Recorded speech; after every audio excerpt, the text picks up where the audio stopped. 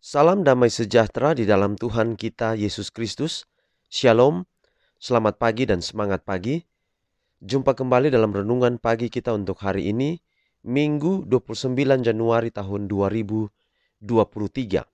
Sebelum kita mendengarkan firman Tuhan kita di pagi ini dengan judul Dalam Memperingati Berkat-Nya, mari berdoa.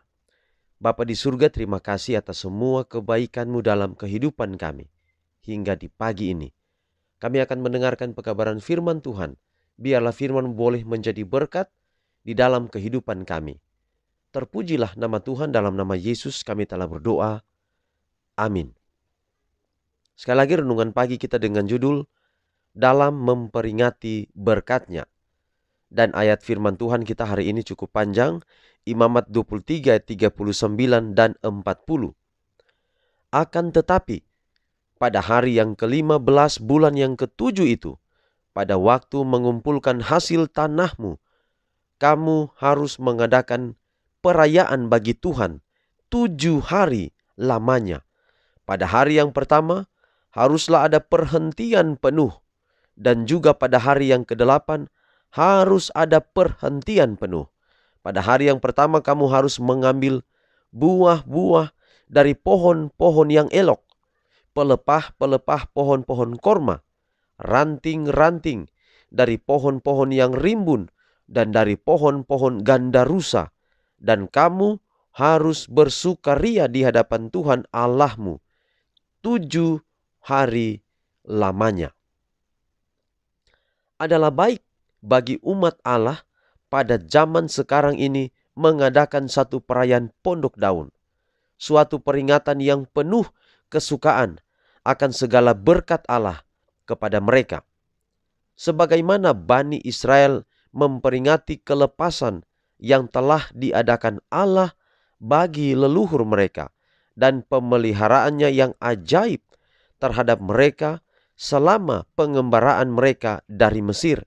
Demikian pula kita dengan penuh kegembiraan harus mengingat berbagai jalan yang telah diadakannya untuk membawa kita keluar dari dunia ini dan dari kegelapan kepalsuan ke dalam terang anugerah dan kebenarannya yang indah. Hari Raya Pondok Daun itu bukan hanya bersifat memperingati, tetapi juga adalah suatu lambang. Hari raya itu bukan hanya menunjuk ke belakang kepada pengembaraan di padang gurun, tetapi sebagai pesta penuaian. Perayaan itu memperingati dikumpulkannya hasil-hasil bumi dan menunjuk ke depan, ke hari yang terakhir di mana akan diadakan satu pengumpulan yang terakhir. Bila mana Tuhan akan mengirimkan penuai-penuainya untuk mengumpulkan lalang bersama-sama untuk dibakar dan mengumpulkan gandum ke dalam lumbungnya.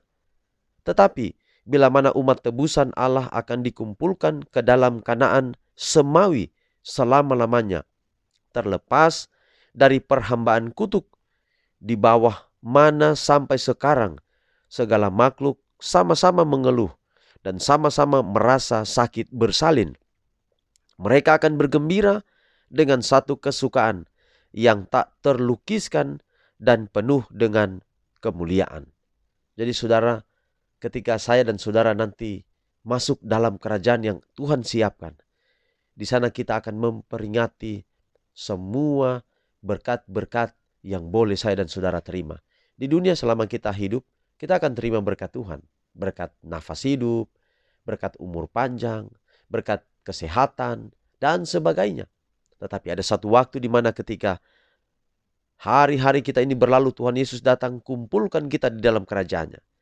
Di sana kita akan memperingati, kita akan menerima berkat-berkat yang tiada taranya, yang tidak pernah kita rasakan bahkan di atas dunia ini. Dalam gambaran bangsa Israel, ada hari di mana mereka terlepas dari semua beban-beban. Mereka bersuka cita.